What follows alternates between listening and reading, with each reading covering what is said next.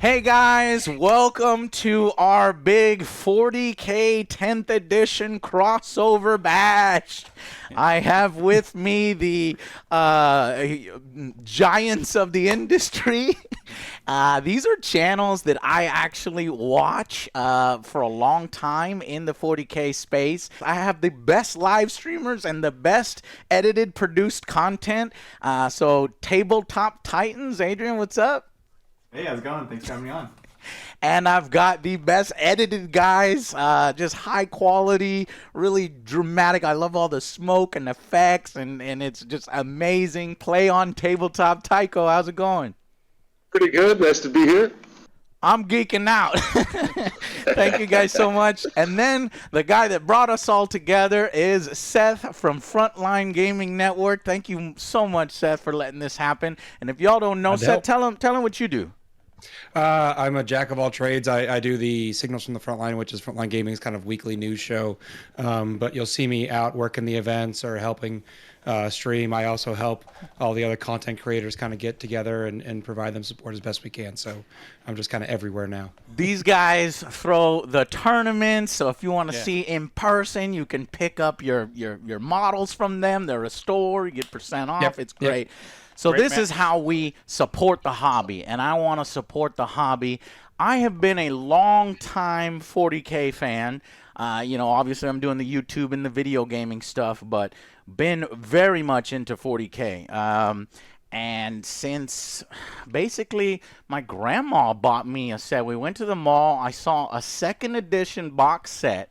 It was so colorful, and then I got all the little orcs and the Space Marines and their mono pose thing, and I put it all together, and I never used the rules. I would just like G.I. Joe's, pa, pa, pa, pa, and Yeah. But over time, that got me hooked, and then I started playing the actual game. It was kind of complicated for me back then. Then we went into 3rd edition. I think I dropped off around 4th, and I was just kind of looking out from the outside, but paying attention to the lore. I would still buy the codexes and books every once in a while, just because I think the lore of 40K is an 11 out of 10. I would break my own system to do an 11 out of 10. So, and then I kind of just got back into it in 9th edition, but as a new player, being out of it for a long time, I was like, whoa, there is a lot, I think I got an army, I had Necrons, and there was like 40 stratagems, and that's just one small thing to choose from, and I was like, oh my God. And then, luckily, just then, it looked like 9th edition was sunsetting, and they were going to do 10th edition. And they're like, look, we're going to make the game simplified but not simple. We got a new mode called Combat, and we'll get new people into tabletop gaming. So I said, perfect. I'm coming in full force. So that's why I'm here. And what better than to surround yourself with awesome people who are already successful in the space? These guys. So let's hear a little bit from them. I guess we'll start with Adrian, since you're over here up at the top. Tell us a little bit about when did you start playing 40K? Gosh, so I've been playing miniatures and models for a long, long time. Well before, kind of like you, before I could actually know and learn the rules. And my dad actually got me started. He did D&D and 40K back in the day, and so I was like painting like models as soon as I basically wouldn't eat them. And then I really, truly started playing 40K with real 40K rules in 4th edition. And I remember going into the store when GW had stores in the malls in US, and we got one of the first books, and they gave out one bolter shell to like the first 3 copies that they sold. Bolter. It was like an actual bolter. I lost it. It's one of my biggest regrets. I have no idea where it is. It's so tragic. So I've been playing since 4th, and was a bit more quiet during 5th because I went over to college, and then came back actually to my hometown where Frontline was based at the time, and got into the competitive scene, got into all that stuff. So that's kind of the origins of 40K for me. Seth? Very similar story to Adrian. I got into it as a kid in 3rd edition. Picked up I had a friend that was playing it and was like, let me show you. And that friend was also sort of like a crack dealer. He was like, let me show you. And by the way, buy this army from me, and then it never stops. Plastic crack is what I hear the community say all the time. Right. And I'm now saying it myself. Yeah, you're like, I can't stop. It's expensive. Guys who are watching this, you're going to hate me because this hobby is extremely expensive, but it's extremely rewarding. It's so worth it. Yeah. I'll go on a tangent later, but similar to Adrian, I took a break in college. For me, that was 5th edition. I got out of college and moved back to Baltimore, and there was just like one of the last few good like GW stores, and got into it there, and then was just in it since then from 6th edition onward. So, and then I've been slowly getting involved in more of the organized play scene, the competitive scene, and doing what I can to help out there. And let's keep going down along this little order. Tycho? I think I played my first game of 40K in 1994. It took me a while to get sort of really into it. I played 40K for a while, but switched to fantasy until Age of Sigmar happened, and then I've been back to 40K ever since. Nice. Yeah. Jay? Well, I hate to show my age, but I started way back in the Rogue Trader days. Rogue Trader, shit. My first book was the Rogue Trader book, and then it's history. I did like everybody else. Got out of it around 2nd and 3rd. Went to the military, came back, and then started my hobby again. Found Joe. Luckily, We live right down the street. He lives right down I never the street. thought I'd find somebody with a bigger miniatures collection and tabletop things than I did, but it's amazing. But yeah, I kind of got back in it at 7th. Kind of waned off a little bit because the rules kind of got a lot, like Joe said. It got big, real bloated, and then now I'm back in it, excited for 10th. Yeah, see, look at this. Check this out. 1994, Jervis Johnson, Orcs Codex. I love the history. Wow. Y'all should check out another channel, Arbiter Ian, who does a lot of the lore, and he does a breakdown of every single edition and how it differed, and I just loved it. So check out Arbiter Ian's channel. Okay, so now that we got the whole stories out of the way, 10th edition is out. Or it's out in the 24th, but we're allowed to talk about it. We've gotten some games in early. Tell me, I guess, how many games of 40K have you played, and what are you thinking of it so far? And let's go down along the line of 10th edition. Let's see. Yeah, 10th edition. I think I played maybe about 15 games of 10th edition. It's been a lot. But it's only been like 3-4 days. I know. We have a problem here. Damn. As soon as we can get them, we're like testing games, trying things out, learning, and it's so exciting because we don't know anything either, and we're just like, how can we learn as much of this as fast as possible? Yeah. So it's been about 15 games. It's been a blast. Nice. Well, I certainly pale in comparison. I think I have like 4 to Adrian's 15, but it's been a lot of fun. I dabble in all the communities. I definitely think the goal of simplifying the game to an extent has been achieved. It's a lot easier for players to communicate information than it was in 9th edition. So I've been enjoying that. I'm still like trying to wrap my head around the enigma that is the mission set. So I still feel like sometimes I'm kind of fumbling through trying to figure that out, but that's something that comes with time. It seems like a lot, especially if you're looking at it from the outside. I watch Tabletop, Titans stream, and they have 2 bars on each end, and there's like all these words on every single turn. I'm like, what? I was hoping that they would simplify missions. However, with the actual cards in hand, it's easier to kind of keep track and remember it. Tycho?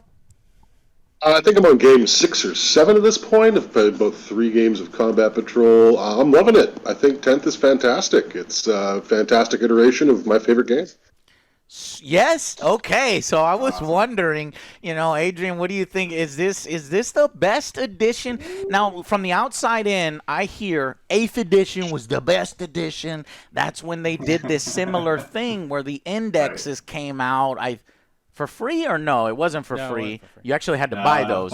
This time it's free. Yeah. So, and then they streamline the rules and then give you these data cards. I think for me, the only way I would have come back fully is having this emphasis on 1 or 2 page and data cards. When I started seeing data cards show up in like Age of Sigmar and all these other games, Warcry is, I love it. I think that's the way to go. What do you think, Adrian? Yeah, so I'm really excited about the addition. I think the complexity issue is it's a bit odd right now because we've never actually had so much new Warhammer at any one given time than we have now, right? So we think about 8th edition, we had the indexes, and that was a lot. We did a full wipe, but we also didn't have any of the extra stratagems, the enhancements, the warlord traits. So even this is much more information than we had at the time. And it's a lot to dig through.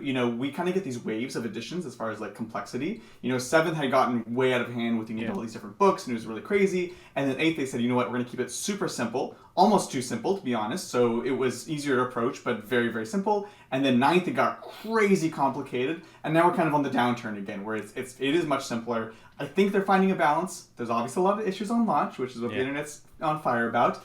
But I am still overall optimistic about the edition. I think 9th edition was actually a pretty streamlined rule set, and the bloat actually comes from the codexes and the updates and the side things, and then that's where it was hard to keep track of, because I know that's where some people were like, I like 9th, I don't want to play 10th. Exactly. But It was kind of written to be complex. yeah. I mean, how many bolters were there?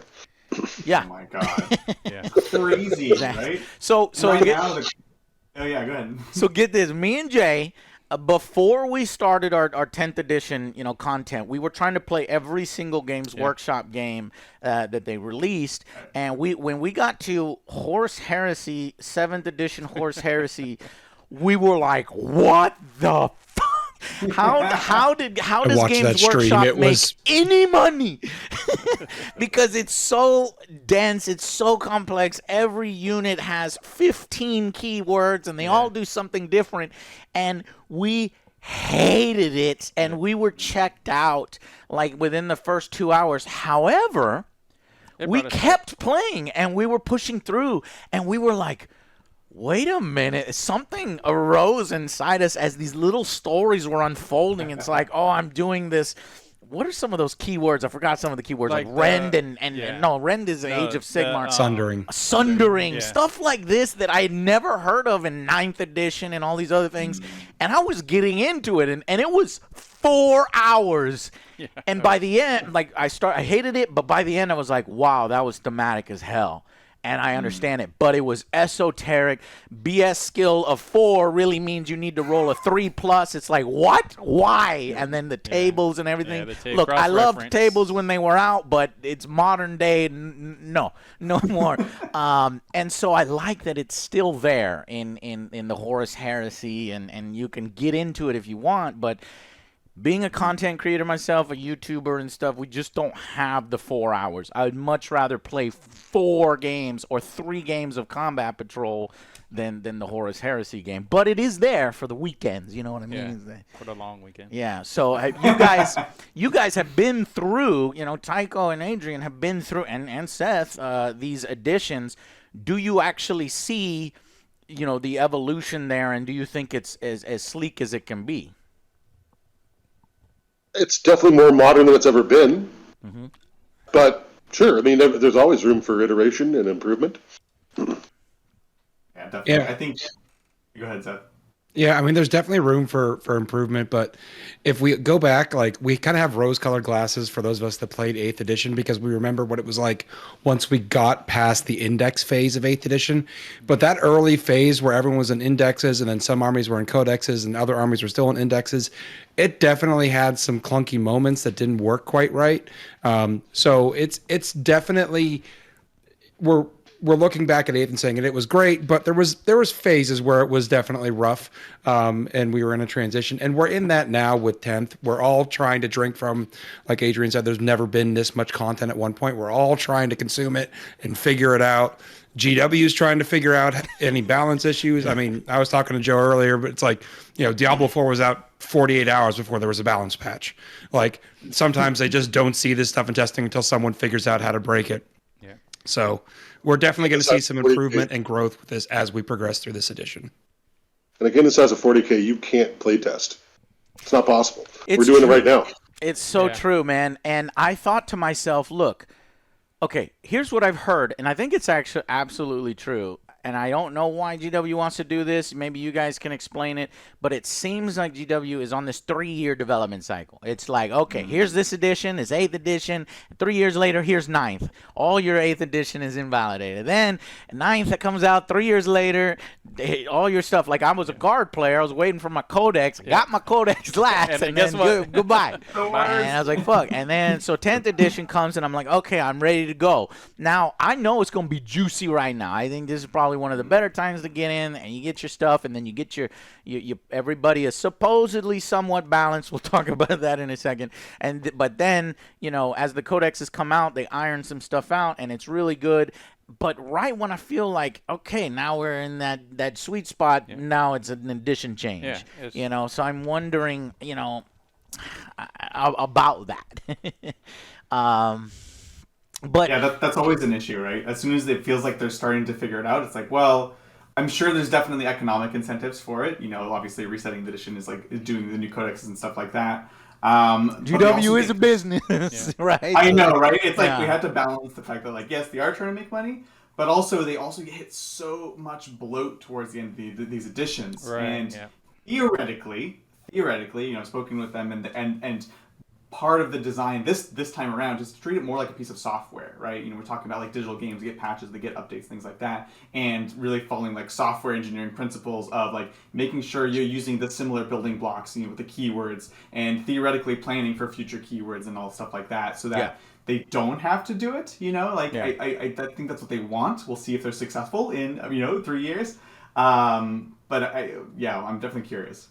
So I think one thing so let's get into the nitty gritty in this little section about 10th edition, and what the things they were trying to address was, and whether they succeeded or not.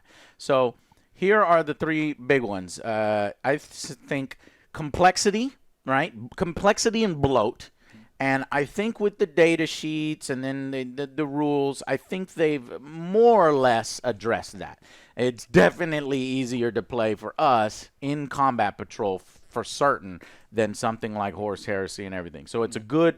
They've managed to make Combat Patrol a perfect entryway into the hobby. Yeah. Now balance we can talk about later, but yeah, and then I think they tried to solve the problem of, okay, so what exactly are we doing here? We're rolling dice. Some armies are good at shooting. Some armies are good at melee. Some armies you literally cannot get off of objectives.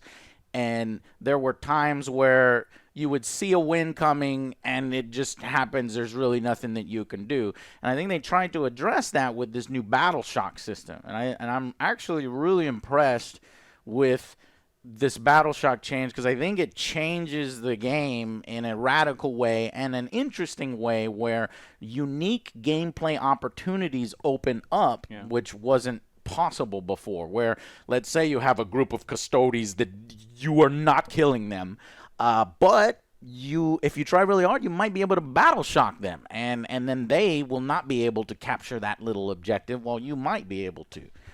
Something like that. Or I even think the objective control. Yeah. Really comes to me. Do you guys, as veterans of the industry, are you seeing that, or do you think Battle Shock works differently or doesn't work? Battle Shock's an interesting philosophy. You want to have some system of morale in the game. They chose an interesting path, which I like. Previous editions have been if you fail, you lose models. That feels bad. That's my thing. That's my toy on the table. And now it's gone. This, they chose a different route. You don't lose the model. You lose the efficacy. It's still going to be there next turn. So I like that. And they've added a lot of mechanics to try to trigger that through different means with different modifiers. So, the big thing in past editions, everyone said morale doesn't do anything. And I feel like morale is finally going to do something. And it's also not going to be a feel bad moment where you roll the wrong result and pick up half your squad. Yeah. Yeah, it's a really elegant design, I've found thus far, to do exactly what you said. You have unkillable units, but if you can battle shock them, you can now take the objective without completely killing them. And it adds this entire other dimension of how to interact with your opponent and how to do different things, The way it works, interesting enough, we found the most effective way to use battle shock, though, is things that trigger it out of phase, rather than waiting until they're going to go score, and they're like, oh no, we're battle shock, we don't score. It's like, no, how can you battle shock them now so you can sort of bum rush them and take the objective? And then it becomes really interesting as a tool to play with. I love the insider that. stuff in 15 minutes. Tycho, what do you think of battle shock? I think it's interesting. I have. I'm still on the fence as to how whether or not it's really like changing how the game is fundamentally played. It's taking some getting used to in terms of the rhythm of it, and like as in if you battle shock somebody in your phase, it just drops off immediately as they start, so it's actually not helping you with the controlling objective. So it's a little bit awkward to use sometimes, and sometimes you feel like you've wailed away at a unit and it's not battle shocked until their command phase. But I think it's a really interesting new wrinkle. It's definitely more interactive than morale systems of the past, which I think is a good thing, and provides some interesting counterplay with being able to shut off use of stratagems and stuff. So there's definitely a lot to it that I haven't fully been able to suss out yet. And I think that 6 games in, I'm in no expert position to be able to say how Battle Shock is going to shake out over the course of this edition. Makes sense. But I think, and so I get to summarize this section, if I can get probably one thing that you love about 10th edition and one negative, so right now about 10th edition that you think needs addressing. So one great thing, one negative thing, for example, like leaders. I love the leaders. I like leaders joining these units. And what it does is when I'm reading through all of my guys and what they do, I'm like searching for these combos, and it just feels like cool. And then I discover something, and I'm like, oh, and I keep it to myself, and and then I wanna use that kind of stuff. So that seems fun to me. So that's the positive for me, and I think the negative for me is the balancing. Some armies just. Like you cannot do anything right now. Here's what I've heard of the meta. I watched all of y'all's videos. I've watched all the other videos there. You got the ones that have risen to the top are, the Eldar, Custodes, the Imperial Knights. I think towering is probably the worst rule I've ever read. It just makes it not fun at all. I just see you're dead. Stuff like that. And then, and then some armies are really, ineffective. Like I hear Death Guard is really hurting. Tycho, that's what I heard. Are they hurting? Have you won some games as Death Guard? Tell me you've won games. He hasn't won games yet. God dang it. And there's ways to build the list, but then you feel less like Death Guard. So there's and I understand it because GW, goddamn it, they had 2,000 sheets to get through. I saw y'all's interview with the main dude, Stu Black, I think his name, something like that. And there's a lot of sheets to go through. So I can give them a little bit of leeway on the balancing. But I think it's not just balancing. There's one or two other things. But I want to hear from you guys. What's the best thing and the worst thing? I think the best thing is the streamlining of the armies when it has worked. Taking away all the bloat of you. Again, you have 40 strats. You don't need 40 strats. You don't need a strat for an intercessor while they're in the rain on a sunny day getting shot by it's too much. Right. So when they streamlined it and really captured the essence of the army, it works great. Like I'm loving GSC right now. So that's like my favorite thing. My least favorite thing is, Tycho mentioned earlier the fact that the last edition, the bloat came from the armies, right? And this time it feels like it's the other way around. The core rules have a lot of questions and weird things, and that's why it's so messy right now. I think once we get past this, armies will be fine. It'll be easy. Okay. But that's the biggest frustration is those kind of things in the core rules. The floating stuff, the obscuring, the charging, the flying, the devastating wounds. The lone operator. I was just actually going to mention that. Yeah. My favorite thing about this edition is cover. I think they finally cleaned up the terrain rules to make cover work. But my least favorite thing... So I wanted to ask you, because you guys know, and you just mentioned cover. Is it if you're barely touching the cover? This is how we played it. If, let's say a guy's exhaust pipe on a tank is behind cover, that whole thing gets cover, right? That model, gets cover. If it's a multi-model unit, the other models wouldn't. So but if it's that one guy, that's just like a mechanics thing. So that it's very much because what we're finding is everybody has cover. Yeah. Yes. Okay. Welcome to the land of everyone. And you like that, Tycho? Yeah, I think it's simpler. The way it worked before was to be frank, I never got my head around it the entire edition. I would just ask my opponents whether or not my guy was in cover or not. Literally had judge calls this Like, I past don't care, weekend just- about the 9th edition cover system at the last super major, and there's still guys trying to wrap their heads around it. So now you're it's not the just only one. everybody has cover. If it looks Yeah. like they got cover, motherfucker has cover. Well, now, but before that was not the case. You had to be behind things or in. It was very complex. My least favorite thing about this new edition is how flyers move. Having to measure up and around is really reducing the verticality of home-built terrain, and that makes me sad because I love building crazy tall terrain. I don't know where we went. Gone. Oh, I think He ran to get a flyer. $5. He runs back in the room with a flyer. I'm willing to bet. We hear the Yeah, thump, there you thump, go. thump. There it is. There it is. I told you. Now that flyer yeah, goes over I 20 have- pieces of terrain. Yeah. I have like 5 flyers, and I'm not gonna use a single goddamn one because the flying rules make Yeah. them essentially pointless. Good. I don't know Oh, they're why. good. No. I have to Flyers are fly good. around buildings. I am fly literally over. 20,000 feet in the air, and I have to fly around buildings. I Bring think them on, that, so they're assassins. yeah. I had a favorite thing, but then you actually changed my mind, Adrian, when you were talking about the design philosophy. We're talking about these things that we feel like are in balance, like devastating wounds, indirect fire, and towering. But because they've designed those on a keyword system, I like it because it gives them the option. Like my friends and I in some of the more competitive chats have been discussing how would you fix devastating wounds. And we've thrown out a bunch of ideas, but some of them are like devastating wounds are now just an additional AP or an additional damage. They could come back with an FAQ with something like that and take a broken core mechanic and easily adjust it. They could adjust how towering works. They could adjust how indirect works. So they've given themselves the tools to make some better balanced decisions, which fingers crossed we get to see. The thing I don't like, the simplified but not simple, I think is a sort of a miss in one extent, because from a combat patrol perspective, I think it works well because you have a very limited amount of it data works sheets. in my mode. In y'all's Yeah. mode, it doesn't work. If we go to a competitive setting and Adrian's playing Space Marines, he has access to almost 200 data sheets or something silly. Yeah. Every single data sheet has a bespoke special rule now.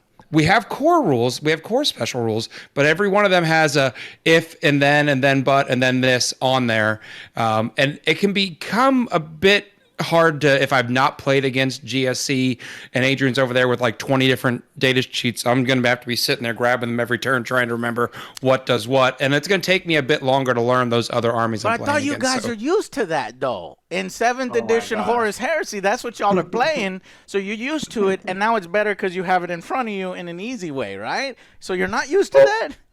The gotchas are back. We used to be able to figure out the keywords and then know and be able to ask intelligent questions. Now you just got to point at a unit and be like, "What's that character and what does he do?"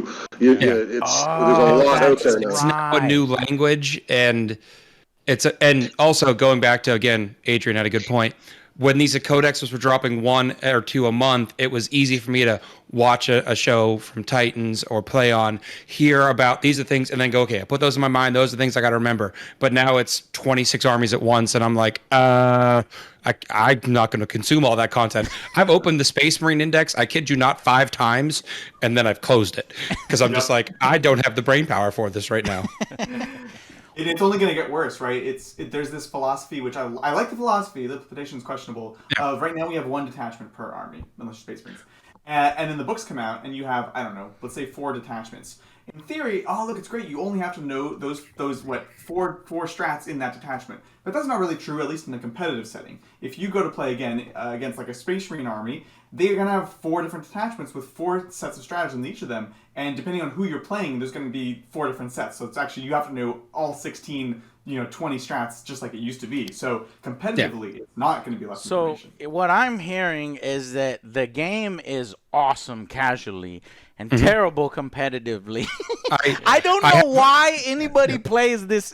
I'm going to get in trouble for this. We're I don't know crazy. why anybody plays this competitively This cannot be played competitively. Number one, they don't even know how to balance it. They admit they don't know how to balance it, and people are taking this like it's the football, soccer, chess, and it's just not that. You have to give them a certain amount of leeway there, because with that many sheets, 2,000 sheets, that many rules, and competitive players who Jay is a competitive player, he'll make a list in bolt action that will obliterate you if you have no idea what you're doing.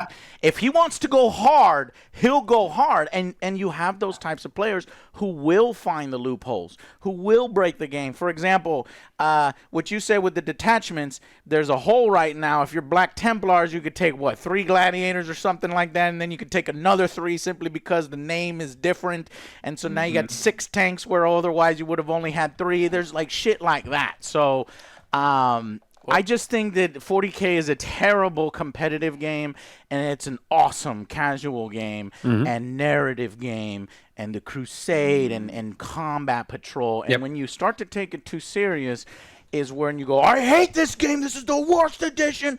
They can't get anything right. GWs are fuck-ups. And it's like, but. I've been a competitive player for like more than 20 years.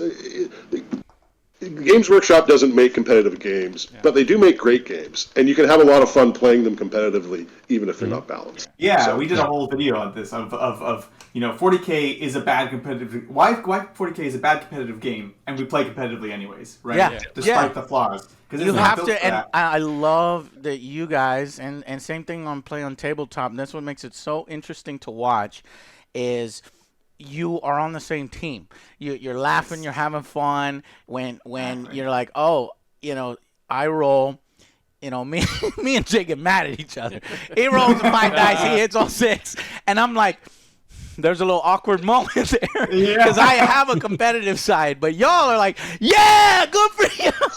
Now I know you're inside. You're like, you motherfucker. Here's a question too.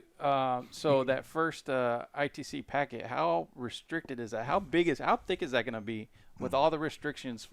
Something they were trying to avoid. It's going to happen. Yeah, it's inevitable. The GT packet is still yet to be published. That's coming from Games Workshop. I'm actually anxiously awaiting that because, like I said, the enigma of the missions right now. There's so much variability in the missions right now, and one of the things the GT pack is reported to do is define to us what the competitive mission style is going to be. I personally think GW could also, if they wanted to, say, hey, this unit here that is super crazy and not balanced, that's not for match play right now. That goes and sits in casual narrative play where you have the discussion, hey, Adrian, I want to come play a game on your channel. I'm going to bring 3 Wraith Knights. And you go, no, don't do that, Seth. Bring 1. And, we can have that conversation. I think GW could take that route from a balance standpoint. It's usually not something they like to do because they don't like you to say you can't play with your toys, but they're definitely working on that packet, and I'm excited for it. I'm also excited that GW is running the first major before FLG is, so we can see any hiccups in the road before we have to run one. But I am looking forward to it. Where is that at?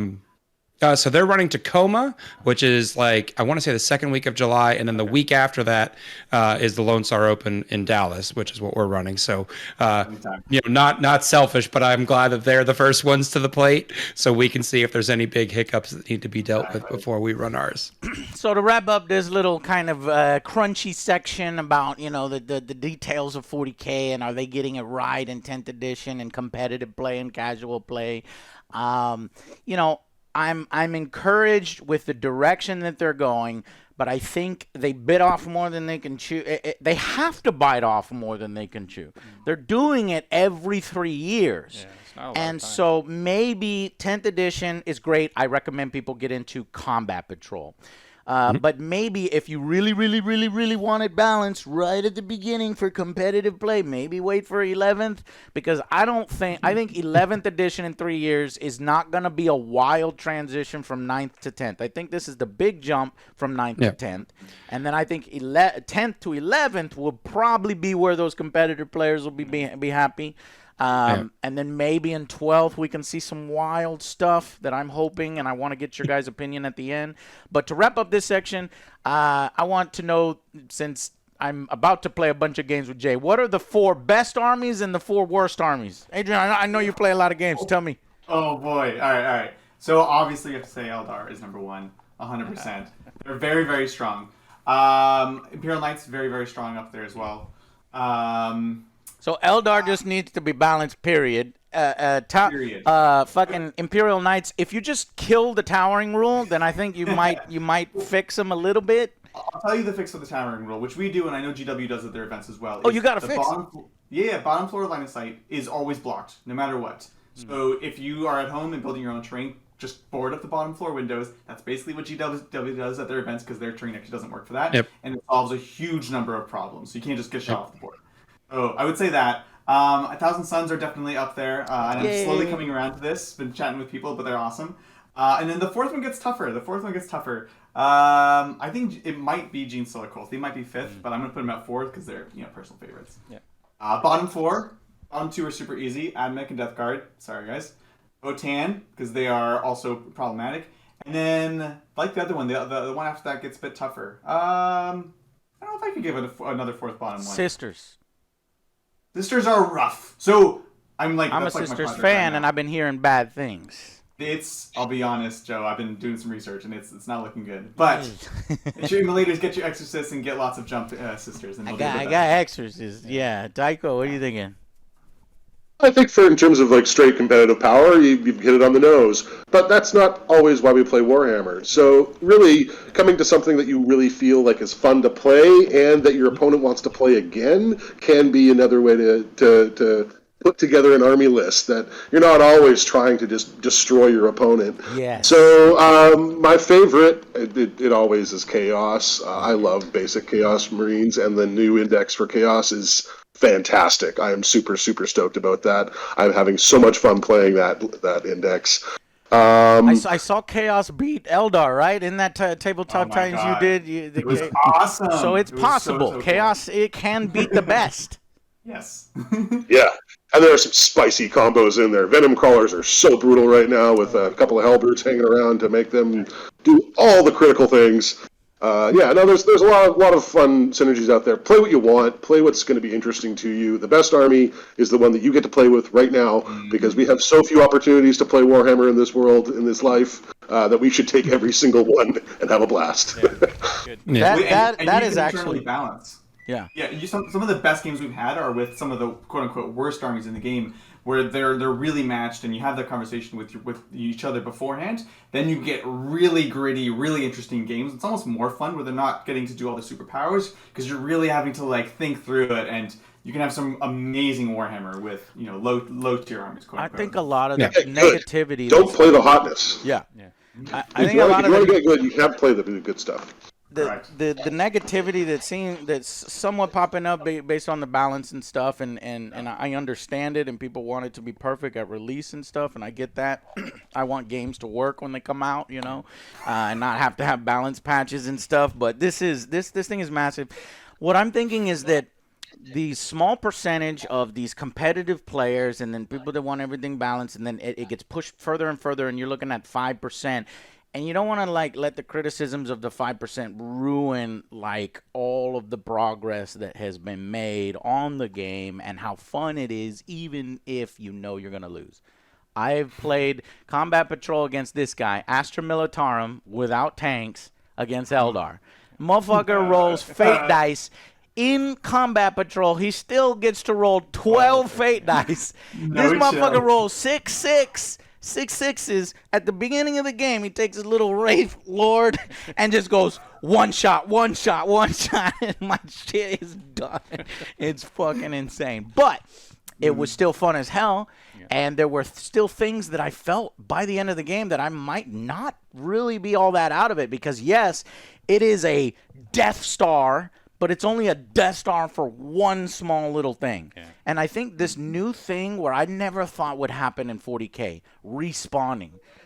You may have killed my Sentinel, but here he comes back again if I remember to do it. Yeah. And that kind of changes stuff. Artillery strat. Yeah. And that changes the balancing. I don't know how the fuck they're gonna balance something like that, or maybe they'll get to a point where you literally can't balance and everything is balanced because it's just so wild. But anyways, all right. So enough of that. Let me start wrapping up and go into.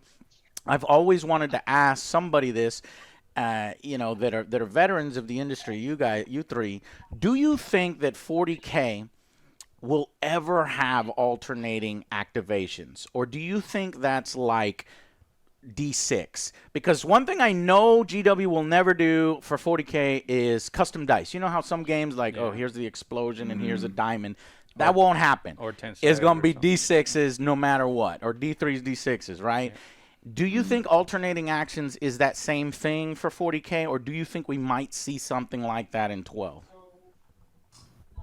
I think we could definitely see it. It's transition, right? It's like we're basically getting pseudo. They're starting to introduce it. Oh yeah. Overwatch. It's not all these even reactions. What'd you say, Tycho? It's not even that hard. We've done it like on our channel. Yeah, like, we've that's just right. Yeah, with alternated activation. It's not that big of a deal. Yeah. It's a different style. For an army game, I think alternating activations has a weird instance where your army doesn't move as one. You can't really feel like you're advancing as an army. Yeah, but tell me about the negatives of it, because everybody thinks it's a holy grail. This is a 20-year-old game design where I go and I table you and you do nothing. I am a proponent of I would like to react while you're doing stuff, and this game starts to do some of that on the data sheets, but I'm wondering if you think it's possible. Yeah, very. Okay. Yeah, especially if they're on the 3-year dev cycle, right? Because, I mean, what are they going to do for 13th edition, 14th edition to keep people buying? So if that's how they're going to do it, right? There's also other ways to solve the Alpha Strike problem with, like, a damage phase, a la the Apocalypse rules, where basically you just save up your hits until the end of the turn and then see what dies then.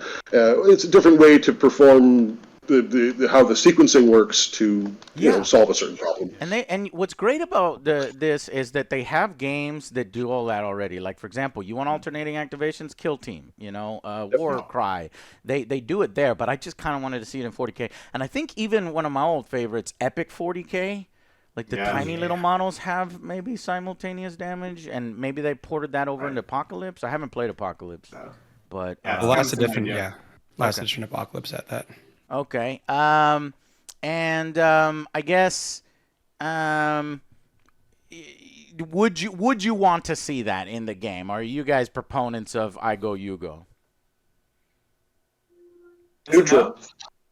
Yeah, it has to be done well. Because Tycho makes a great point also. It is a different feel, right? It's like it's going to be less cohesive, so it works really well with skirmish games where you have like individuals that are activating, and one person kind of being a hero and doing all the activations could be interesting. But might not necessarily work on the huge scale. So I think it can work. We're seeing evolution. I think more interaction between the two players is good, and we're getting that. So I'm curious to see. I think we're going to see more of that. I just don't know if it will be alternating activations fully, and if that's a good thing. I feel like they're trying to plug it in there, but they're doing it kind of poorly, because the Overwatch to me is a little too much, and I'm scared to go on over into full 40K because it's like every time. Now, obviously, Adrian, when I come to your place, or Tycho, if I come to play on tabletop, when you guys, hey, that would be awesome. You would have to ask, do you want to do Overwatch? Do you like every single, and it's fine amongst friends who are on the same team like you guys play, but once you go to a tournament, nah, man, you missed that opportunity. You're a fucking dick, dude, or so whatever.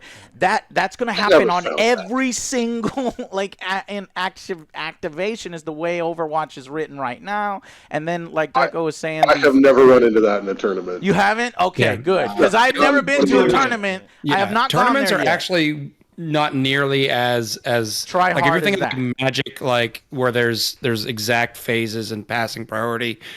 Rarely does that happen. Those types of interactions do happen, but they are oftentimes dealt by with the judges in an amicable manner. I mean, there were no, like I said, I just was at a 200-person event that I judged all weekend or half a weekend, whatever.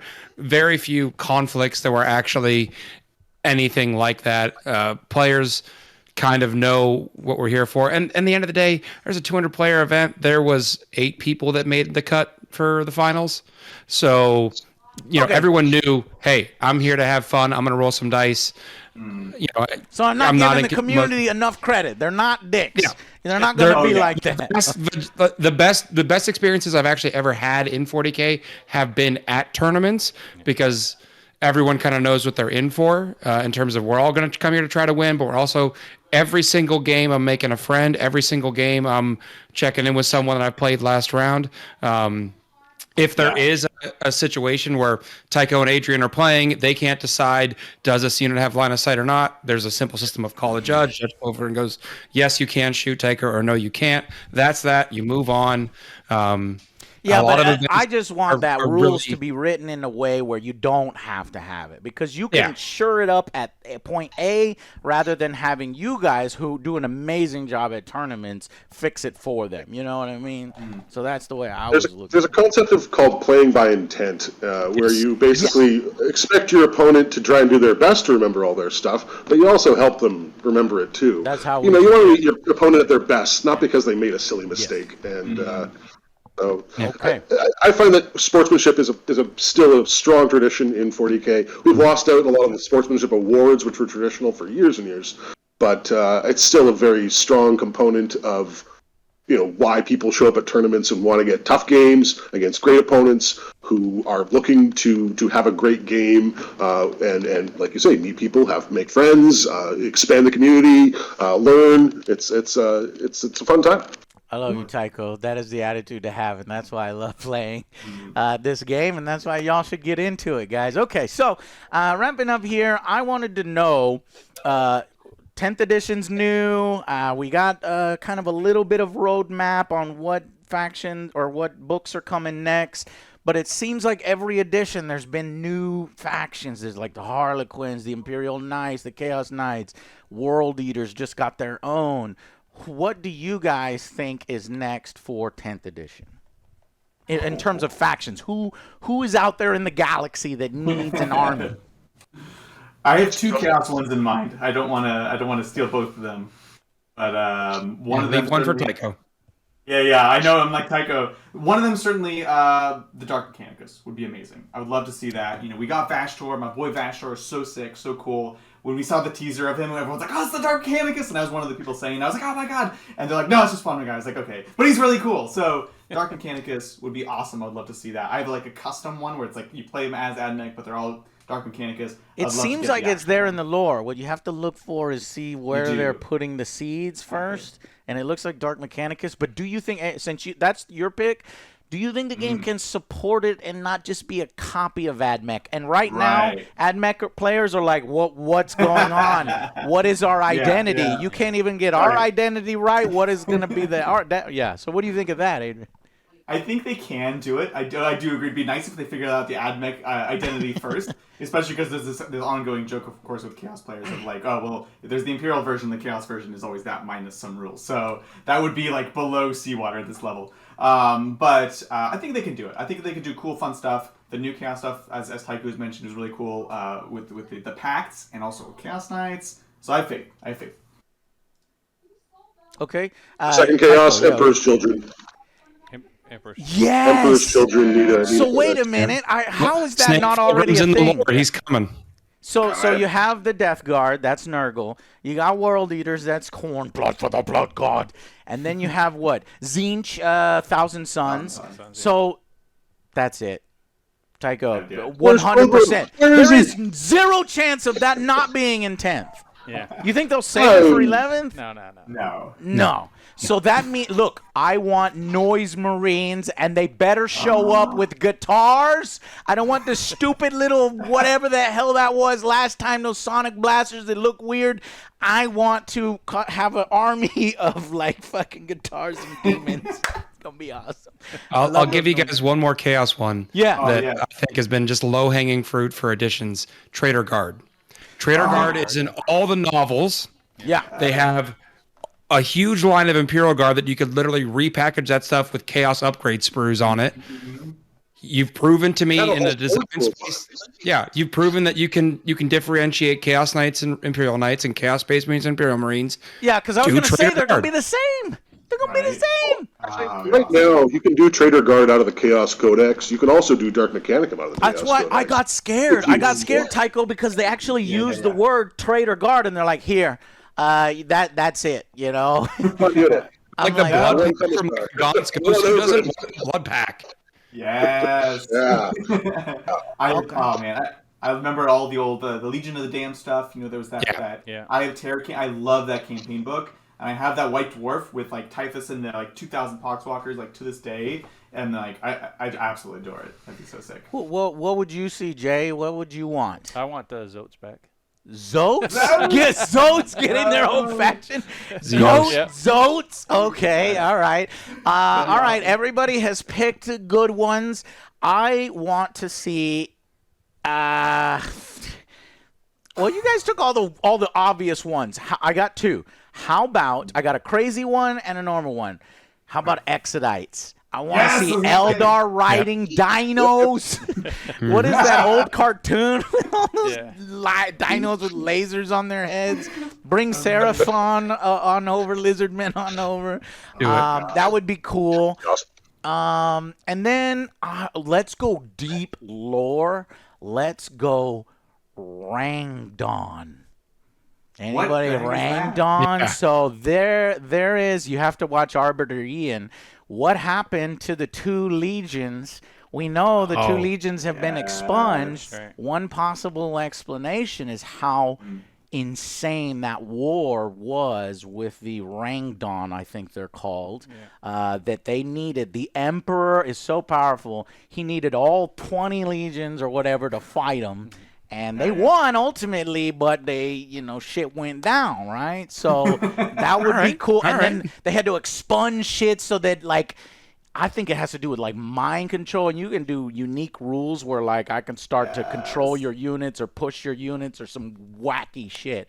So something like that would be cool. And, we'd love to see what you guys come up with in the comments down below. What do you think will be next? Obviously, no one. They should focus on balancing the goddamn game, bringing the Eldar and those 4 factions down, bringing the Death Guard and Tycho up, and everybody be having fun. So, all right, I think that's pretty much it. Thank you guys so much for hanging out with me and talking. What I want all of you to do is go out and subscribe to these guys' channels. When I tell you that Seth and I here have put together the best content creators in the U.S., it's the best live show, Tabletop Titans. These guys over here. They're playing so many games right now, you will never run out of content. Thank you to you, Adrian, for that. And Appreciate finding all the broken shit, and the GW should hire you, man. It's all Adrian. Blame Adrian for all broken rule combinations being discovered. Hello. And you know what I'm saying? I hate. I do want to mention this. I hate that GW doesn't credit their designers. I know probably by now there's like 30 of them or whatever, but still. And I hope some of them watch y'all guys' channel so that you can see what's going on. And then if you want literally the best looking battle reports on YouTube, nobody does it better than these guys here. This is what inspired me. Play on Tabletop inspired me to get into battle reports and to just like buy again. So if GW wants to know, these guys are selling models like crazy. Yeah. Thank you for putting so much effort and special effects and basically making that tabletop come to life. I've never seen it done better. Thank you guys so much. Subscribe to them. It's worth it. Tycho, thank you. Absolute pleasure. I would love maybe someday to come and play with you guys some 40K in the future. Yes. That would be awesome. And Seth, thank you so much for bringing us all together with Frontline. Glad to help. Glad to get everyone together and chat. Frontline Gaming, guys. Check it out. They have the best mats. Almost all my mats that I have are their mats. They have some % off, so you can buy all of your models from them and get them at the best prices. I think they even have painting services, right, Seth? We've got mats, we've got terrain, we've got the models, we've got a secondhand shop for cheaper models to try to take the edge off the plastic crack addiction. We've got a painting studio, so we can get you guys set up. Just come on over and check us out. And of course, for all these channels, we've given them all affiliate links that help support those channels, so you can support those guys with those purchases you're making. And of course, we also do like 8 events a year. So if you want to come out and have a good time, it's not just competitive. We have narrative events. We have all the other game systems there. I think there was 8 game systems at Atlantic City this weekend. So come check it out. We're always having a good time. Thanks. Thank you guys so much. It's been real. I appreciate y'all very much. Check out their channels, and we will see you guys on the next Angry Joe show. Bye, everybody. Deuces. Joe. Peace.